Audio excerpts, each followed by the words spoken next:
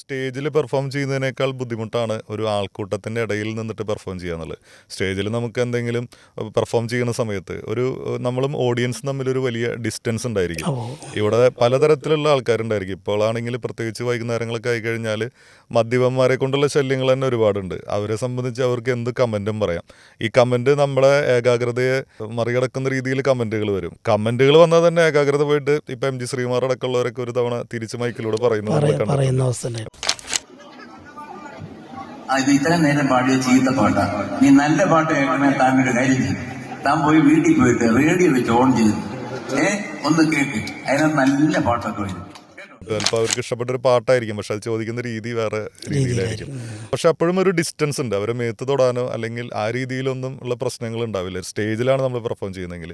പക്ഷെ അതേസമയം തന്നെ ഒരു ക്രൗഡിൻ്റെ ഉള്ളിൽ നിന്നിട്ട് പെർഫോം ചെയ്യുമ്പോഴുള്ളൊരു വെല്ലുവിളികൾ വളരെ കൂടുതലാണ്. പ്രത്യേകിച്ച് ഇപ്പോൾ ശിങ്കാരിമേളം നടക്കുന്ന സ്ഥലങ്ങളിലൊക്കെ എന്ന് പറഞ്ഞു കഴിഞ്ഞാൽ സ്ത്രീകളൊന്നും അധികം ഉണ്ടാവില്ല, കൂടുതലും പുരുഷന്മാരായിരിക്കും. അപ്പോൾ അവരുടെ ഒരു സ്വകാര്യ നിമിഷങ്ങൾ അവരതിൻ്റെ ഒരു പീക്കിൽ ആസ്വദിക്കുന്നതിൻ്റെ ഇടയിലായിരിക്കും ഈ രീതിയിലുള്ള പ്രശ്നങ്ങളൊക്കെ ഉണ്ടാവുക. അപ്പോൾ അതിനൊക്കെ എങ്ങനെയാണ് തരണം ചെയ്യാറുള്ളത്? പ്രത്യേകിച്ച് നിങ്ങളും ഒരു ക്രൗഡുണ്ട്.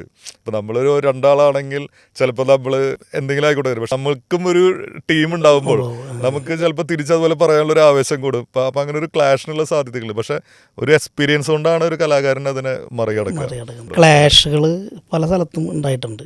കാരണം കമ്മിറ്റിക്കാർ അല്ലാതെ തന്നെ ആ സമയത്ത് സ്പോട്ടിൽ ബാഡ്ജും കുത്തി വരുന്ന ആൾക്കാരുണ്ടായിരിക്കും. അതെ അതെ അതെ അതെ കമ്മിറ്റി നമുക്ക് വളണ്ടിയർ ആരാണ് അല്ലാത്തവരാരാണെന്ന് മനസ്സിലാവില്ല ചില സമയത്ത്. കാരണം നമ്മളിപ്പോൾ പറഞ്ഞ പോലെ ഈ വെയിറ്റ് എലത്താളായാലും അതിന് ഹാർഡ് വർക്കാണ് ചെയ്യുന്നത്. ഇഷ്യൂസുകൾ ഒരുപാട് സ്ഥലത്ത് ഉണ്ടായിട്ടുണ്ട്. പക്ഷേ നമ്മളത് അവരിനത് നമ്മൾ അവരുടെ കൂടുതൽ വേദനയാക്കാതെ അവിടുന്ന് ഹാപ്പി ആയിട്ട് നമ്മൾ അവരെ നല്ല രീതിയിൽ പറഞ്ഞ് ജയിച്ചിട്ട് പോരാറുണ്ട്.